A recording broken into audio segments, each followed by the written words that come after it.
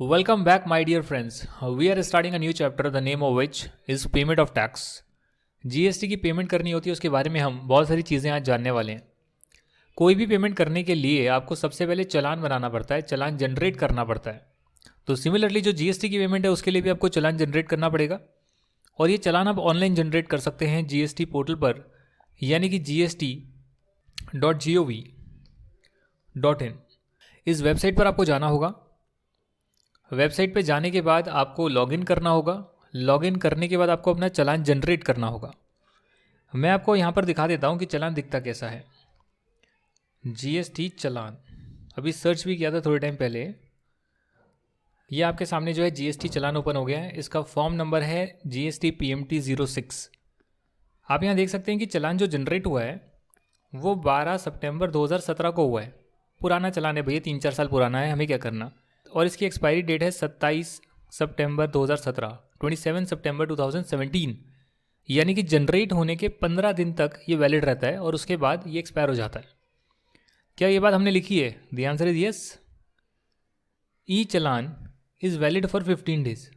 अब थ्योरी में तो सिर्फ इतना ही पड़ा कि 15 दिन के लिए वैलिड होता है, पर जब प्रैक्टिकल देखा तो देखा अच्छा जनरेशन की डेट है, एक्सपायरी की डेट है, सब कुछ आ रहा है। तो इसीलिए मैं आपको कहता हूँ कि जो भी चीज़ हम पढ़ रहे हैं, कुछ चीज़ें आप गूगल पर और भी रिसर्च करिए और चीज़ें जानने की कोशिश करिए। मुझे एक सीमित समय में सिलेबस को कराना है, मेरी लिमिटेशन है। मैं आपको रिटर्न भरनी नहीं सिखा सकता यहाँ पे कि भाई इनकम टैक्स में चलो रिटर्न भरनी भी सिखा दो, चलो कैसे कंसल्टेंसी देते हैं, केसेस आते हैं, वो लाइव एग्जाम्पल भी आप दिखा दो, पॉसिबल नहीं है। इसी के लिए मैं सीमित समय में आपको बिल्कुल क्रक्स बताता हूँ कि ये तो पता होना ही चाहिए, और बुक के क्वेश्चंस कराता हूँ कि भैया ये जो हमने पढ़ा है इसके बेसिस पर सारे क्वेश्चन आंसर्स भी हो सकते हैं। बट अल्टीमेटली अगर आप और डिटेल में जानना चाहते हैं तो आपको जानना चाहिए। अगर आप ऐसा नहीं कर रहे तो अपने आप को धोखा दे रहे हैं। जीएसटी की जो भी पेमेंट है वो यहाँ पर आ गई है और टोटल अमाउंट आ रही है। आप एक चीज़ और नोटिस करेंगे, यहाँ पर एक सी पिन जनरेट हुआ है। ऊपर आप देख सकते हैं यहाँ पर दे रखा है सी पिन, टॉप लेफ्ट पे 170933। ये सी पिन के बारे में हमने लिखा है। The answer is yes. इसे हम कॉमन पोर्टल आइडेंटिफिकेशन नंबर बोलते हैं। कॉमन पोर्टल आइडेंटिफिकेशन नंबर बोलते हैं, और ये एक रैंडम नंबर होता है या ऑटोमेटिक जो है सिस्टम जनरेट करता है जब आप चालान को जनरेट करते हैं। चालान को जनरेट करना और उसकी पेमेंट करना, these are two separate things. मैं सिर्फ ये कह रहा हूँ कि आपने चालान को जनरेट करा है तो उसका एक यूनिक नंबर आ गया है, और ये नंबर जो है 15 दिन के लिए वैलिड होगा। 15 दिन तक पेमेंट नहीं करेंगे तो ये वेस्ट हो जाएगा, फिर आपको दोबारा से चालान जनरेट करना पड़ेगा। दूसरा होता है मेंडेड फॉर्म। अगर आप ऑथराइज बैंक की ब्रांच के पास जाते हैं और कहते हैं कि मेरी जीएसटी की पेमेंट जो है एनईएफटी या आरटीजीएस से कर दो, उस केस में जो है एक मेंडेड फॉर्म आपको निकालना पड़ेगा। अब ये मेंडेड फॉर्म क्या होता है ये हम यहाँ पर देख सकते हैं। इसमें लिखा हुआ है कि कौन बंदा जो है रेमिट करने वाला है, पैसा देने वाला है, किसको रेमिट करेगा। डेफिनेटली गवर्नमेंट को करेगा, रिजर्व बैंक ऑफ इंडिया के अकाउंट में करेगा, और अकाउंट नंबर भी आ रहा है। ये मत समझ लेना कि एक्चुअली में अकाउंट नंबर है, हो भी सकता है, बट मुझे तो डमी लग रहा है। किसी ने जो है जानबूझकर ऐसे ही सैंपल बनाया हुआ है, तो एक्चुअल अकाउंट नंबर नहीं भी होगा। बट खैर, आप इसमें ऑथराइज़ कर रहे हैं आईसीआईसी बैंक लिमिटेड को, या जिस भी बैंक के पास आप गए हैं, कि वो आपके अकाउंट से पैसा निकाल कर सरकार को जमा करा सकते हैं। तो इस फॉर्म को बोलते हैं मेंडेड फॉर्म। मेंडेड फॉर्म जो है आप बैंक को देंगे तो उसके बेसिस पर ही जो है वो जीएसटी की पेमेंट सरकार को करेगी। अगर कोई अनरजिस्टर्ड पर्सन है और पेमेंट करना चाहता है टैक्स की, जो कि होना नहीं चाहिए, अगर कोई अनरजिस्टर्ड है उसको टैक्स क्यों देना होगा भाई। पर अनरजिस्टर्ड पर्सन किसी जीएसटी कलेक्ट नहीं कर सकता, बट अगर उसने ऐसा करा तो वो टैक्स का पैसा तो सरकार को जमा कराना पड़ेगा ना। क्योंकि लास्ट वीडियो में हमने पढ़ा है कि जो अनरजिस्टर्ड पर्सन होते हैं वो जीएसटी कलेक्ट नहीं कर सकते हैं। अगर कलेक्ट करते हैं तो क्या होगा? कलेक्ट करते हैं तो एक टेम्पररी आइडेंटिफिकेशन नंबर के बेस पर ही वो जीएसटी की पेमेंट कर देंगे through common portal. Exceptional scenario हो सकते हैं जहाँ पर अनरजिस्टर्ड पर्सन को टैक्स की पेमेंट करनी पड़े, तो भी कर सकते हैं without GST registration number, through a temporary identification number, जैसे कैजुअल टैक्सेबल पर्सन करते हैं। On successful credit of amount in government account, जैसे ही बैंक के थ्रू पेमेंट करेंगे या खुद पेमेंट करेंगे और गवर्नमेंट के अकाउंट में पेमेंट चली गई, उसके बाद जो है चालान आइडेंटिफिकेशन नंबर जनरेट होगा। जब आपने चालान जनरेट करा तो common portal identification number generate हुआ था, सी पिन। जब पेमेंट एक्चुअली में हो जाएगी तो सिन नंबर जनरेट होगा, यानी कि चालान आइडेंटिफिकेशन नंबर जनरेट होगा, जिसमें कि टोटल 17 डिजिट्स होंगे। 14 डिजिट तो आपके सी पिन के होंगे और 3 डिजिट जो है जिस बैंक के थ्रू पेमेंट करी है उसके कोड होंगे, 3 डिजिट फॉर बैंक कोड। यहाँ पर जो सिन है वो कम्युनिकेट कर दिया जाएगा by the authorised bank to the taxpayer as well as to the goods and service tax network. तो बैंक का जो रोल है वो क्या है कि आपके अकाउंट से पैसा निकाल कर सरकार के अकाउंट में डालना है और आपका जो चालान का नंबर है सी पिन, उसके आगे अपने कोड लगाकर एक यूनिक नंबर आपको देना है जिसे आप सिन बोलेंगे, चालान आइडेंटिफिकेशन नंबर बोलेंगे। और आपको भी बताएगा और साथ में goods and service tax network को भी कम्युनिकेट कर देगा, जो gst.gov.in वेबसाइट है उन लोगों को भी कम्युनिकेट कर देगा। ये बैंक का रोल होता है, पैसा निकाल कर सरकार के अकाउंट में डालना। पेमेंट होने के बाद बैंक एक रिसिप्ट भी जनरेट कर देगा और वो भी आप कॉमन पोर्टल से डाउनलोड कर सकते हैं। कुछ और भी कैटेगरीज है जिन्हें पेमेंट करनी होती है, जिन्हें TDS काटने की ज़रूरत है, TCS कलेक्ट करने की ज़रूरत है, वो फाइनल लेवल पर पढ़ाया जाएगा, वो आपके कोर्स में अभी नहीं है। अगर आपको यहाँ तक की बात समझ में आ गई है तो मोटा मोटी तो सारा प्रोसीजर आपने समझ लिया है। Now you just have to learn और अंडरस्टैंड इलेक्ट्रॉनिक लेजर्स। ये इलेक्ट्रॉनिक लेजर्स क्या होते हैं? देखिए, GST में जो है 3 लेजर्स होते हैं और लेजर का मतलब होता है जिसमें कि कुछ आया या कुछ गया उसकी डिटेल सबमिट होती है। पहला लेजर है आपका GST का क्रेडिट लेजर,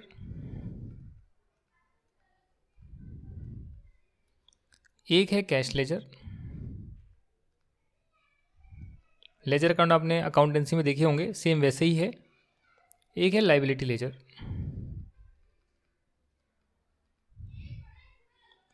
अब ये लेजर जो है ये आपके हिसाब से नहीं बनते, ये GST वालों के हिसाब से बनते हैं। जैसे फॉर एग्ज़ाम्पल मैंने बैंक में पैसा डाला 1 लाख रुपए, तो जब मैंने बैंक में 1 लाख रुपए डाला तो मैंने अपनी बुक्स में क्या करा, bank account debit 1 lakh to cash पड़ा हुआ था, 1 लाख बैंक में डाल दिया, तो मैंने अपनी बुक्स में बैंक अकाउंट को डेबिट करा है। पर जब आप पासबुक देखेंगे ये अपनी अकाउंट स्टेटमेंट देखेंगे तो उसमें आपका जो अकाउंट है वो क्रेडिट करा होगा पासबुक में, 1 lakh credited to your account. Message भी आएगा जैसे ही जमा करेंगे, 1 lakh credit to your account. जब भी पैसा जमा करेंगे या पैसा क्रेडिट होगा तो मैसेज आएगा बैलेंस बढ़ गया, आपने क्रेडिट कर दिया बैलेंस बढ़ गया, ऐसा मैसेज आएगा आपके पास। तो भैया जब मैंने डेबिट करा है, मैं तो एसेट को बढ़ा रहा हूँ अपना, तो वो क्रेडिट क्यों हो रहा है? क्योंकि ये जो है बैंक अपने नज़रिए से देख रहा है। यानी कि बैंक के लिए जो भी पैसा आप लोग डालते हैं वो बैंक के लिए एक लाइबिलिटी है, क्योंकि उसको वो रिटर्न करना है। तो अगर आप ज़्यादा पैसा जमा कराएंगे तो बैंक की लाइबिलिटी बढ़ेगी, यानी क्रेडिट होगी। इसके लिए बैंक बोलता है कि भैया your account has been credited.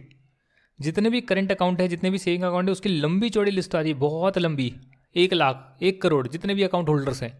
Balance sheet में नहीं आएगी, बैलेंस शीट में एक अमाउंट आएगी, बट अगर उसके आप बैक एंड पे जाके डिटेल देखेंगे तो लाख अकाउंट है या 1 करोड़ अकाउंट है, जितने भी अकाउंट है सबकी लिस्ट आ जाएगी कि भैया इनका टोटल क्रेडिट बैलेंस इतना आ रहा है जो हम यहाँ पर बैलेंस शीट में दिखा रहे हैं। चाहो तो किसी बैंक की बैलेंस शीट देख भी लेना, ऊपर ऊपर तो दिख जाएगा, डिटेल नहीं दिखेगी जब तक आप ऑडिट करने नहीं जाते। तो सिमिलरली ये लेजर्स भी जो है गवर्नमेंट की साइड से बनते हैं। यानी कि अगर मान लेते हैं आपको GST का कुछ पैसा देना है जो कि आपका आउटपुट टैक्स है, दैट मीन्स कि आपने सेल्स करी या सप्लाई करी। सेल्स और सप्लाई में फ़र्क होता है, GST में हम सप्लाई वर्ड को यूज़ करते हैं। तो सप्लाई पर आपने जो है GST कलेक्ट करा, जो भी कलेक्ट करा वो आपकी लाइबिलिटी है, बट सरकार के लिए तो एसेट है ना, तो सरकार उसको यहाँ पर दिखाएगा इलेक्ट्रॉनिक लाइबिलिटी लेजर में डेबिट बैलेंस में, क्योंकि सरकार के लिए वो एसेट है। आपने 18,000 रुपये जो है यहाँ पर आप शो कर देंगे, 18,000 रुपीज़ ये डेबिट हो गए, ठीक है ना। आउटपुट हर महीने का चलते रहेगा, लेजर में अमाउंट आते रहेगा कि भैया ये पैसा मुझको देना है। अब आपने कुछ खरीदा भी होगा, तो मान लेते हैं कि जो खरीदा उस पर GST आपका बंदा था 10,000 रुपीज़ का, तो यहाँ पर आप 10,000 को क्रेडिट करेंगे, इनपुट टैक्स क्रेडिट अवेल्ड। जैसे ही आपने क्रेडिट करा इसका मतलब आपने उस क्रेडिट को अवेल कर लिया। अवेलमेंट और यूटिलाइजेशन में फ़र्क होता है। अभी आपने सिर्फ अवेल करा है, यू हैव जस्ट क्रेडिटेड, क्योंकि गवर्नमेंट के लिए जिस चीज़ का आप क्रेडिट लेंगे वो उसके लिए लाइबिलिटी है। गवर्नमेंट आपको ये 10,000 रुपये का क्रेडिट देगी तो गवर्नमेंट के लिए लाइबिलिटी है। गवर्नमेंट आपसे 18,000 रुपये लेगी तो गवर्नमेंट के लिए एसेट है, तो एसेट बढ़ा तो गवर्नमेंट उसको डेबिट कर रही है, लाइबिलिटी बढ़ी तो उसे क्रेडिट कर रही है। सिमिलरली आपने ना 10,000 रुपये अपने कैश लेजर में जमा करा दिए, तो यहाँ पर आएगा नहीं। आपने 10,000 जमा कराए तो सरकार के पास आपने 10,000 रुपये बैंक अकाउंट से ट्रांसफ़र कर दिए अपने जीएसटी अकाउंट में, मतलब जीएसटी पोर्टल पर आपने पैसे जमा करा दिए, तो वो हमेशा ही कैश लेजर में जाकर रिफ्लेक्ट होंगे जो आपने डिपॉजिट करे हैं। और लाइबिलिटी साइड पे क्यों आएगा? क्योंकि सरकार को आपने पैसे दिए, तो सरकार कह रही है भैया 10,000 रुपये आपके मेरे पास पड़े हुए हैं जो मुझे लौटाने हैं। तो ऐसे आपने पैसे जमा कर लिया तो सरकार ने उसको लाइबिलिटी में शो कर दिया। सरकार को आपसे पैसा लेना है, वो उसने अपने एसेट में शो कर दिया। अब जब महीना ख़त्म हो जाएगा तो महीना ख़त्म होने के बाद आप अगले महीने की 20 तारीख तक रिटर्न भरेंगे और टैक्स की पेमेंट करेंगे। तो वही आपका महीना ख़त्म हो गया और आपने पेमेंट के टाइम पे 10,000 की पेमेंट कर भी दी है, कैश लेजर में पैसा डाल भी दिया है। तो उसके बाद क्या होगा? उसके बाद जो है आप अपनी लाइबिलिटी को पहले तो आप क्रेडिट से एडजस्ट कर सकते हैं, जो क्रेडिट लेजर में पैसा आ रहा है उससे आप एडजस्ट कर सकते हैं। तो यहाँ आप डाल देंगे टू लाइबिलिटी लेजर 10,000 और लिख देंगे यहाँ पर बाय क्रेडिट यूटिलाइज्ड। पहले अवेल करा था, अब एक्चुअली में पेमेंट के लिए आपने यूटिलाइज कर दिया। जो हम आपको सिखा रहे थे ना इतने टाइम से कि आउटपुट का टैक्स जो आया है वो सरकार को पे करना है, पर जो इनपुट के टाइम टैक्स पे करा था उसका क्रेडिट ले सकते हो, एडजस्ट कर सकते हो, तो एडजस्टमेंट कर दिया लेजर में। लेजर में एंट्री कैसे होगी वो आपको यहाँ सिखा दिया है। अभी भी जो है 8,000 का बैलेंस बच गया, तो बाकी 8,000 कैश लेजर से एडजस्ट हो जाएगा और बाकी 2,000 रुपये का बैलेंस कैरी डाउन इसमें पड़े रहेगा, जो नेक्स्ट टाइम एडजस्ट हो जाएगा। आपने ज़्यादा जमा करा दिया। ऐसे जो है एडजस्टमेंट होती है और प्रक्रिया होती है। अब क्या सरकार को सिर्फ मुझे आउटपुट जीएसटी देना है या और भी चीज़ें देनी पड़ सकती है? जी और भी चीज़ें देनी पड़ सकती है। क्या क्या हो सकती है? वो टैक्स तो देना ही है, लेट पेमेंट करा तो इंटरेस्ट, लेट पेमेंट करा तो इंटरेस्ट, फ़ी, पेनल्टी, ये हर चीज़ जो है मैं सरकार को दे सकता हूँ। पर एक चीज़ जो है आपको याद करनी चाहिए और वो ये है कि जो आउटपुट टैक्स है उसकी पेमेंट के लिए ही आप सिर्फ इनपुट टैक्स क्रेडिट को यूज़ कर सकते हैं। इनपुट टैक्स क्रेडिट कभी भी इसके लिए और इसके लिए इंटरेस्ट, फीस और पेनल्टी के लिए यूज़ नहीं हो सकता है। ये चीज़ आपको जान लेनी चाहिए। Point to be noted. समझ में आ गया आपको? हाँ जी सर समझ में आ गया। तो बस फिर हम आगे बढ़ते हैं। अब दिक्कत क्या है? इलेक्ट्रॉनिक लेजर्स जीएसटी पोर्टल पर मेंटेन होते हैं, जिसमें 3 लेजर हैं और पहला है आपका electronic cash laser. Section number है 49। सब सेक्शन 1 में कुछ बात लिखी है, सब सेक्शन 3 में कुछ बात लिखी है। एग्जैक्टली याद करने की ज़रूरत नहीं है, बट हाँ सेक्शन 49 अगर याद करेंगे तो अच्छा रहेगा। और रूल नंबर 87 में बातें लिखी हुई है। क्या बातें लिखी हुई है आओ जान लेते हैं। ये लेजर जो है जीएसटी पीएमटी 05 फॉर्म में मेंटेन होता है। अभी आपका होमवर्क है कि गूगल पे टाइप करेंगे जीएसटी पीएमटी 05 तो फॉर्मेट निकल कर आएगा। जैसे चलान का फॉर्मेट आया था, मिंटेड फॉर्म का फॉर्मेट आया था, वैसे इलेक्ट्रॉनिक कैश लेजर का फॉर्मेट आएगा जो आपको देखना है। And contains the summary of deposits and payments made by a taxpayer. This ledger can be use for making the payment towards tax, interest, penalty, fees and any other amount on account of GST. तो भैया input tax credit, जो credit ledger में पैसा है वो तो सिर्फ tax की पेमेंट के लिए यूज़ हो सकता है, पर जो कैश में रोकड़ा है, जो एक्चुअली में पैसा जमा करा है, वो टैक्स की पेमेंट के लिए, इंटरेस्ट की, फीस, पेनल्टी, किसी की पेमेंट के लिए पैसा यूज़ हो सकता है। ऐसा नहीं होता कि भैया टैक्स का अमाउंट जो है मुझे पेनल्टी का अमाउंट देना है तो मैं डायरेक्टली पे करूँगा और सीधा जो है पेमेंट हो जाएगी। जो भी पेमेंट करोगे वो पेमेंट सिर्फ कैश लेजर में ही रिफ्लेक्ट होगी। जो भी लाइबिलिटी होगी वो लाइबिलिटी लेजर में ही एडजस्ट होगी और फिर आपस में जो है वो एडजस्टमेंट होती है कि भाई कैश लेजर से लाइबिलिटी लेजर में जाकर पेमेंट हो गई है और सरकार को जो है पैसा मिल गया है। इट्स नॉट दैट कि आपने जैसे ही पैसा जमा करा है सरकार को पैसा मिल गया। हाँ सरकार के अकाउंट में गया, but that is reflected in your cash ledger. It will be then adjusted to the liability ledger, आपकी जो पेमेंट होगी वो करने के लिए, और फिर माना जाएगा कि एक्चुअली में पेमेंट हुई है लेजर में एडजस्टमेंट होने के बाद। तो आप पेमेंट कैसे कर सकते हो वो यहाँ पर लिखा हुआ है। इंटरनेट बैंकिंग से करोगे तो कितने भी अमाउंट की जो है पेमेंट आप कर सकते हो, कोई दिक्कत नहीं है। क्रेडिट डेबिट कार्ड से भी कर सकते हो। ऑफलाइन पेमेंट में एनईएफटी आरटीजीएस से कर सकते हो, बैंक जाकर पेमेंट कर सकते हो। हालांकि आजकल ये ऑनलाइन ही होता है एनईएफटी आरटीजीएस, बट अगर बैंक में जाकर करते हो तो भी हो जाता है। और ओवर द काउंटर कर सकते हो, जाकर जमा करा सकते हो। यहाँ पर एक लिमिट लगाई हुई है कि आपको 10,000 जो है पर चलान पर टैक्स पीरियड से ज़्यादा आप जमा नहीं करा सकते। आप सीधा ही जो है ऑफिस में चले गए और कहा भैया लो पैसे जमा करो मेरे कैश लेजर में, तो 10,000 की लिमिट लगाई गई है। ओवर द काउंटर का मतलब होता है कैश से, चेक से या डिमांड ड्राफ्ट से। Yes, you heard it right. Cheque भी आ गया, डिमांड ड्राफ्ट भी आ गया, दोनों चीज़ें आ गई। ज़रूरी नहीं सिर्फ कैश की बात कर रहे हैं। डिमांड ड्राफ्ट और चेक भी जो है 10,000 से ऊपर का नहीं दे सकते पर चालान, पर टैक्स पीरियड। हालांकि इन 3 केसेस में आप 10,000 से ऊपर का चालान का पेमेंट कर सकते हैं पर tax period through over the counter mode. और ये कौन कौन से केसेस हैं वो यहाँ पर लिखे हुए हैं। आपने डिपॉजिट करी है, deposit made by authorise proper officer to recover the outstanding dues including attachment proceeding, sale of movable animal properties. What does it mean?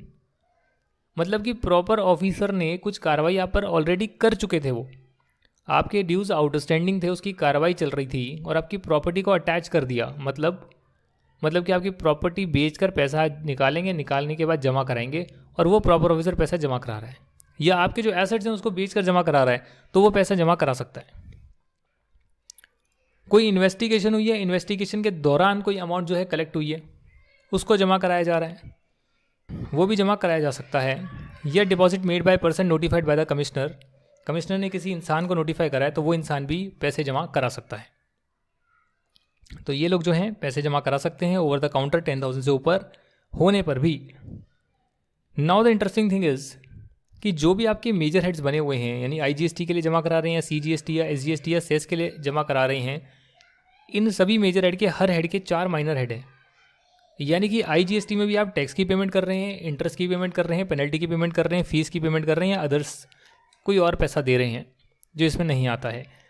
CGST में भी 4-5 ये माइनर हेड हैं, SGST में भी हैं, और सेस में भी जो है 4-5 जो है 5 माइनर हेड बने हुए हैं। तो पहले क्या प्रोविज़न हुआ करता था? पहले प्रोविज़न था कि अगर आपने एक माइनर हेड में, किसी भी मेजर हेड के एक माइनर हेड में पेमेंट कर दी, क्योंकि आप जब भी पैसा जमा कराते हैं तो उसमें लिखते हैं कि भैया मैं IGST की टैक्स की पेमेंट के लिए इतने रुपए दे रहा हूँ, मैं IGST की इंटरेस्ट के लिए इतना पैसा जमा करा रहा हूँ, या IGST के पेनल्टी के लिए इतना पैसा जमा करा रहा हूँ, या SGST की पेनल्टी के लिए इतना करा रहा हूँ, वो मेंशन कर डालते हैं। तो उस मेजर हेड के उसी माइनर हेड में पैसा जमा होता है, उस मेजर हेड के उसी माइनर हेड में पैसा जमा होता है। अगर ऐसा आपने करा है, यदि ये चीज़ आपने करी है, तो क्या होगा? तो पहले ऐसा होता था कि एक माइनर हेड में किसी मेजर हेड के जो पैसा जमा करा दिया है और इलेक्ट्रॉनिक कैश लेजर में आ रहा है, वो सिर्फ उसी हेड की, उसी पर्टिकुलर हेड की लाइबिलिटी पे करने के लिए यूज़ हो सकता था। मतलब कि मैंने अगर IGST के टैक्स के लेजर में 1,000 रुपये डाल दिए, तो IGST के टैक्स की पेमेंट के लिए ही मैं इस लेजर से अमाउंट निकाल कर डालूंगा। अगर मैंने गलती से फ़ीस में जो है 1,000 या 10,000 रुपये जमा करा दिए, बट एक्चुअली मेरी फ़ीस बनती नहीं है, तो वो पैसे का मुझे रिफंड लेना पड़ेगा। I can not adjust this amount for the payment of CGST, और IGST का टैक्स पोर्शन किसी और के लिए मैं एडजस्ट नहीं कर सकता। ये दिक्कत होती थी। ये पहले प्रोविज़न थे, अभी भी ऐसा ही है, बट इसमें बेनिफिट दे दिया है। देखो क्लियरली लिखा हुआ है ना, cross utilisation of funds across major और माइनर हेड्स नॉट पॉसिबल। ऐसा पहले हुआ करता था। अगर आप एक फॉर्म सबमिट कर देते हैं GST PMT 09, तो आप एक हेड की अमाउंट दूसरे हेड में ट्रांसफ़र कर सकते हैं। यानी एक हेड में पैसा है, उसको मैंने दूसरे हेड में ट्रांसफ़र कर दिया। सेक्शन नंबर 53A वो ये भी कहता है कि once the amount is transferred between CGST and SGST और वाइस वर्सा, यानी कि मेरे CGST के इंटरेस्ट के हेड में एक्स्ट्रा पेमेंट चली गई 2,000 रुपये की। अब मुझे तो यह SGST की पेमेंट के लिए यूज़ करना है, तो मैंने इसको जो है फॉर्म भरकर, GST PMT 09 फॉर्म है, वो भरकर मैंने इसको यहाँ पर सबमिट कर दिया। भैया SGST के अकाउंट में मैंने डाल दिया, जिस भी माइनर हेड की पेमेंट करनी है उसमें मैंने ट्रांसफ़र कर दिया। It is allowed, now it is allowed by filling a form. अब जैसे ही मैंने ऐसे करा, मैंने अपने लेजर में तो CGST का अमाउंट SGST को डाल दिया, CGST का अमाउंट SGST में डाल दिया, अपने लेजर में रिफ्लेक्ट हो जाएगा। बट सरकार भी तो जो है, सेंट्रल गवर्नमेंट को जो पैसा चले गया वो भी तो स्टेट गवर्नमेंट को पैसा ट्रांसफ़र करेगी, क्योंकि जब मैंने CGST के लिए पेमेंट डाली तो वो सेंट्रल गवर्नमेंट को पैसा गया होगा, जब मैं SGST के लिए डालूंगा तो वो स्टेट गवर्नमेंट को जाएगा। पर मैंने क्या किया, मैंने सेंट्रल गवर्नमेंट को पैसा तो डाल दिया, और फिर फॉर्म भरकर जो है वो पैसे को मैंने SGST के लिए यूज़ करना चाहता हूँ, उसका मैंने अर्जी डाल दी। तो मेरे कॉमन पोर्टल पे जो पैसा होगा वो यहाँ पर रिफ्लेक्ट हो जाएगा इस लेजर में। हाँ जी, कैश लेजर है, उस कैश लेजर में तो अलग अलग सब हेड्स बने हुए हैं ना, तो उसमें रिफ्लेक्ट हो जाएगा। पर एक्चुअली में सरकार भी तो जो है सेंट्रल गवर्नमेंट वो स्टेट गवर्नमेंट को पैसा देगी फिर इतने अमाउंट का, जो मैंने एडजस्टमेंट करी है फॉर्म भरकर, वो बात यहाँ पर लिखी हुई है। तो ये प्रक्रिया है कैश लेजर की। किस दिन माना जाएगा कि आपने जो है एक्चुअली में पैसा जमा करा दिया? तो प्रेजेंटेशन ऑफ चेक की डेट नहीं होती relevant, date of payment relevant नहीं होती, date of credit of amount in the account of government relevant होता है कि भैया सरकार को पैसा कब मिला, वो दिन मेरे लिए रिलेवेंट है, बाकी मेरे लिए कोई भी दिन रिलेवेंट नहीं है। अब बात करते हैं इलेक्ट्रॉनिक क्रेडिट लेजर की। Section number 49 subsection 2 subsection 4 subsection 5 ये सबसेक्शंस में बातें लिखी हुई है, लाइन 1 2 3 कर बातें लिखी हुई है। And rule number 86, you just have to remember section number 49। इसके सबसेक्शन याद करने की ज़रूरत नहीं है, हर सबसेक्शन में एक लाइन लिखी हुई है। इलेक्ट्रॉनिक क्रेडिट लेजर जो है आपका GST PMT 02 फॉर्म में बनाया जाता है। इसे हम electronic input tax credit ledger भी बोलते हैं। Every claim of ITC shall be credited to this ledger and it shall be debited to the extent of discharge of any liability, कि आपने तो इसमें डाल दिया और जब लाइबिलिटी को डिस्चार्ज करना है, टैक्स की liability not interest penalty fees, वो एडजस्ट नहीं हो सकती है क्रेडिट लेजर से। Only tax liability, output tax liability of GST can be adjusted with input tax credit available in the credit ledger. जब आप एडजस्ट करेंगे तो इस अकाउंट को आप डेबिट करेंगे, जैसे मैंने यहाँ पर करा, देख सकते हैं आप, ऊपर किया था मैंने, इस अकाउंट को मैंने डेबिट करा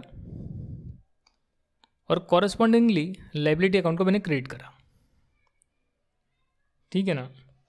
when registered person has claimed a refund of any tax that has been paid wrongly और in excess through electronic credit ledger, said refund if found admissible will be credited to the electronic credit ledger. What does it mean?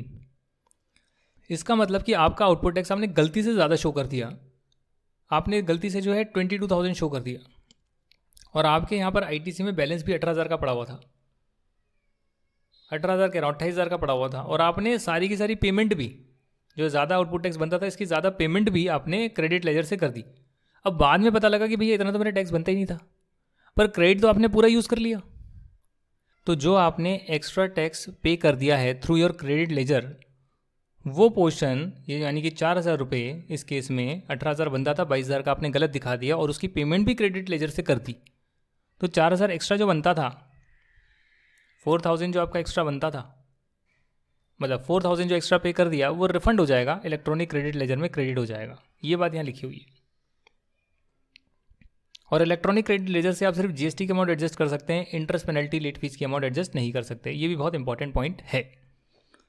Rule number 86A, ये नया rule आया है और ये कहता है कि कमिश्नर या फिर कोई ऑफिसर जो ऑथराइज्ड है, not below the rank of assistant commissioner, अगर उसके पास एक रीज़न है, ऐसा कोई रीज़न है कि जो आप इनपुट टैक्स क्रेडिट ले रहे हैं वो फॉल्स इनवॉइस के बेस पर ले रहे हैं, फेक इनवॉइस के बेस पर ले रहे हैं, गलत ले रहे हैं, फ्रॉडुलेंटली ले रहे हैं, इनएलिजिबल है, उसके बाद भी क्रेडिट ले रहे हैं, तो उस केस में वो बोल सकता है कि आप इनपुट टैक्स क्रेडिट को यूज़ नहीं कर सकते for the payment of output tax,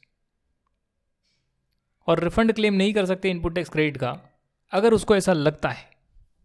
sir refund भी क्लेम होता है? जी हाँ होता है। कई कई जगह पर ऐसा बेनिफिट दिया है कि आप खूब सारा इनपुट लेते तो हैं और वो यहाँ पर दिखता है भैया 2 लाख रुपए, आपकी लाइबिलिटी जो है 10,000 रुपये बनती है हर महीने या बहुत ही कम बनती है, आउटपुट टैक्स लाइबिलिटी आई नहीं रही है, तो क्या करोगे आप? उस केस में क्रेडिट ही कभी यूज़ नहीं हो पाएगा, पूरा का पूरा पड़े रहेगा। तो गवर्नमेंट उस केस में रिफंड भी ग्रांट करती है इस पैसे का, उसके अलग प्रोसीजर होते हैं। वो क्या प्रोसीजर होते हैं वो CA फाइनल में पढ़ाए जाएंगे। तो यदि ऐसा होता है कि आप गलत ले रहे हैं क्रेडिट, ऐसा लगता है इस कमिश्नर को या फिर असिस्टेंट कमिश्नर को, तो उस केस में वो रोक सकते हैं आपके क्रेडिट का यूटिलाइजेशन। अब बात करेंगे इलेक्ट्रॉनिक लाइबिलिटी लेजर की। सेक्शन नंबर 49 में ये बात आती है और इसके सब सेक्शन 7, 8, 9 में बात लिखी हुई है। Rule number 85, rule number is more important than section. Section number 49 quote कर सकते हो but rule 85 is very important and yes you can write this 49, 7, 8, 9 लिख सकते हो।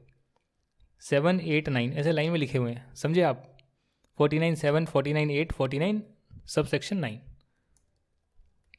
इसका फॉर्म जो है GST PMT 01 होता है और इस लाइबिलिटी लेजर में आप सारी चीज़ें डालते हैं, टैक्स का पोर्शन भी, इंटरेस्ट पेनल्टी फीस, वो सब आप यहाँ पर डेबिट करते हैं, गवर्नमेंट के लिए एसेट है और उसको आप इस लेजर में दिखाते हैं। जब आप इसकी पेमेंट करते हैं तो आप इसकी पेमेंट या तो इलेक्ट्रॉनिक क्रेडिट लेजर से इनपुट टैक्स क्रेडिट को एडजस्ट करने के लिए कर सकते हैं अगर टैक्स का पोर्शन पे कर रहे हैं। तो अगर आपका आउटपुट GST पे करना है तो आप इनपुट टैक्स क्रेडिट को यूज़ कर सकते हैं, उस अमाउंट से लेजर जो है क्रेडिट हो जाएगा।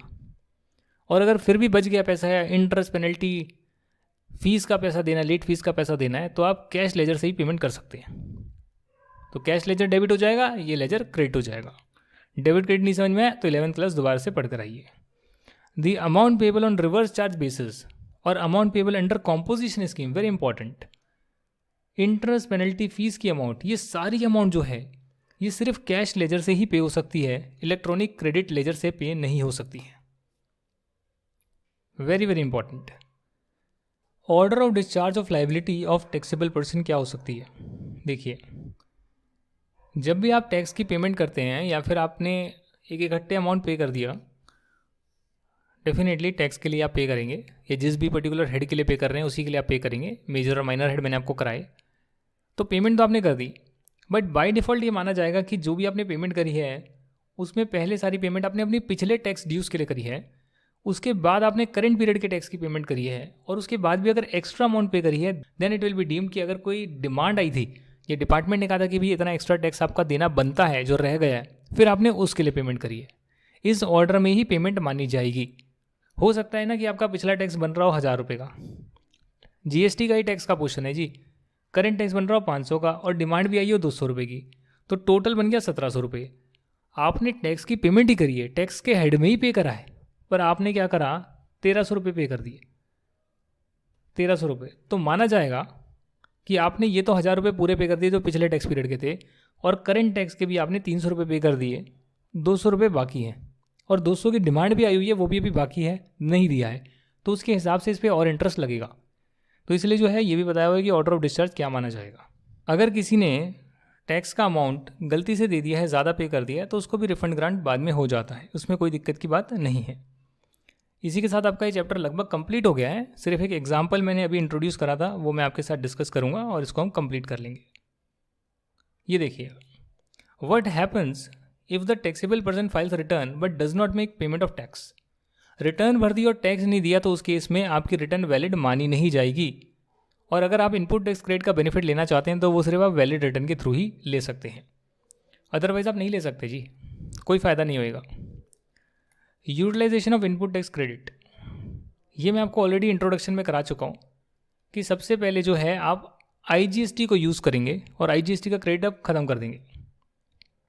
ITC of IGST to be utilise first. SGST, UTGST, CGST के लिए यूज़ नहीं हो सकता, और सीजीएसटी का क्रेडिट एसजीएसटी की पेमेंट के लिए और यूटीजीएसटी की पेमेंट के लिए यूज़ नहीं हो सकता, ये भी मैंने आपको कराया था। और अगर आप आईजीएसटी की पेमेंट के लिए क्रेडिट यूज़ करना चाहते हैं तो पहले आप सीजीएसटी का क्रेडिट यूज़ करेंगे। डेफिनेटली अगर आईजीएसटी का क्रेडिट नहीं बचा है तो उस केस में क्या करोगे, पहले सीजीएसटी का यूज़ करोगे, और फिर भी अगर नहीं हो पाता है तो एसजीएसटी का क्रेडिट यूज़ करोगे। ये सारे रूल्स मैंने आपको इंट्रोडक्शन में कराए हैं, नहीं पता दोबारा देख लो भैया, वीडियो पे क्लिक कर दोबारा ही तो देखना है, दिक्कत क्या है। अब बात करते हैं इंटरेस्ट की, इसमें भी एक अमेंडमेंट आई है, तो इसके लिए ये वाला जो प्रोविज़न है बहुत ज़्यादा इंपॉर्टेंट हो जाता है। सेक्शन नंबर 50, अगर आप बिलेटेड पेमेंट करते हैं टैक्स की, यानी कि ड्यू डेट के बाद पेमेंट करते हैं, हर महीने की जो पेमेंट है, जुलाई महीने की जो पेमेंट है जुलाई 22 की, वो आपकी अगस्त 20 तक हो जानी चाहिए, 20 अगस्त 22 तक हो जानी चाहिए। तो हर महीने की जो पेमेंट है वो अगले महीने की 20 तारीख तक रिटर्न के साथ हो जानी चाहिए, चालान जनरेट कर लेना चाहिए। अगर आप वो नहीं करते और डिले करते हैं तो उस केस में 18% का इंटरेस्ट देना होगा, जो भी आपने टैक्स का अमाउंट देना आपसे रह गया है। और यदि आप इनपुट टैक्स क्रेडिट गलत क्लेम कर लेते हैं, ज़्यादा क्लेम कर लेते हैं जो बनता ही नहीं है, फेक इनवॉइसेस डालकर कर लेते हैं, या इनवॉइस का डुप्लीकेशन कर दिया उसके थ्रू आपने कर लिया है, तो उस केस में क्या होगा, 24% का इंटरेस्ट आपको देना पड़ेगा। इस गलती के लिए आपको 24% का भार चुकाना पड़ेगा। Period start from the date following the due date of payment and ends on the date of actual payment of tax. यार सभी को पता है, नीचे एग्जाम्पल में भी करके दिखा दूंगा कैसे पीरियड स्टार्ट होता है खत्म होता है। देखिए, इसका एक प्रोवाइजो इंसर्ट करा गया, उसका रीज़न मैं आपको बता रहा हूँ। देखिए, मान लेते हैं मेरे पास जो है इलेक्ट्रॉनिक क्रेडिट लेजर में डेबिट होता है, क्रेडिट होता है, बैलेंस क्रेडिट होता है, गवर्नमेंट के लिए लाइबिलिटी है, आपके लिए एसेट है। इसमें 2000 रुपये पड़े हैं, लाइबिलिटी मुझे पे करनी है 5000 की। तो अगर मैं चालान जनरेट करूंगा तो चालान पर आउटपुट टैक्स की पेमेंट आएगी कि मुझे कितनी पेमेंट करनी है, 3000 रुपये बैलेंस आएगा कि भैया कैश लेजर से आपको इतना पे करना है, आईटीसी एडजस्ट होने के बाद ये अमाउंट आ रही है और ये आपको पे करनी है। मेरे पास पैसे नहीं है, मेरे पास पैसे नहीं हैं, जो मुझे कैश जमा कराने, मेरे पास पैसे नहीं है, मैंने डिले कर दिया। तो जब डिले हो जाता था ना, उस केस में इंटरेस्ट जो है 5,000 रुपये पर लगता था, पूरी अमाउंट पर इंटरेस्ट लगता था। भैया इतना अमाउंट आपको देना है, पूरे पर इंटरेस्ट कैलकुलेट होगा। गवर्नमेंट ने कहा नहीं भैया ये गलत है, जितना आपके पास इनपुट टैक्स क्रेडिट पड़ा हुआ है, भले ही आपने अभी एडजस्ट ना करा हो, पेमेंट ना करी हो, बट इतना तो एडजस्ट हो ही सकता था ना। दैट मीन्स कि अगर आपने लेट रिटर्न भरी, बिलेटेड रिटर्न भरी, पैसे आपने बाद में जमा कराए, तो जो आपने कैश लेजर में पैसा जमा कराया है या कैश लेजर के थ्रू पेमेंट करी है, सिर्फ उस पर ही इंटरेस्ट कैलकुलेट होगा। ये अमेंडमेंट आई है प्रोवाइजो में, एक्सेप्शन जो है ये आया है। और ये कब होगा? बिलेटेड रिटर्न के टाइम होगा। सर रिटर्न तो मैंने टाइम पर भर दी पर पेमेंट नहीं करी, वो तो इनवैलिड रिटर्न मानी जाएगी। मैंने रिटर्न ही लेट भरी, बिलेटेड रिटर्न, उसमें आपको फ़ायदा मिलेगा। Then interest will be calculated on tax paid through cash ledger. Example के थ्रू बताते हैं, आपने GSTR 3 भी भरी है, जुलाई 21 की थी, आपने 20 अक्टूबर 21 को भरी, तो 20 अगस्त को भरनी थी, आपने 20 अक्टूबर को भरी है, आपने डिले कर दिया है। टोटल लाइबिलिटी आपकी 40,000 की थी, जिसमें कि 30,000 आप कैश लेजर से पे कर रहे हैं और 10,000 आप क्रेडिट लेजर से पे कर रहे हैं।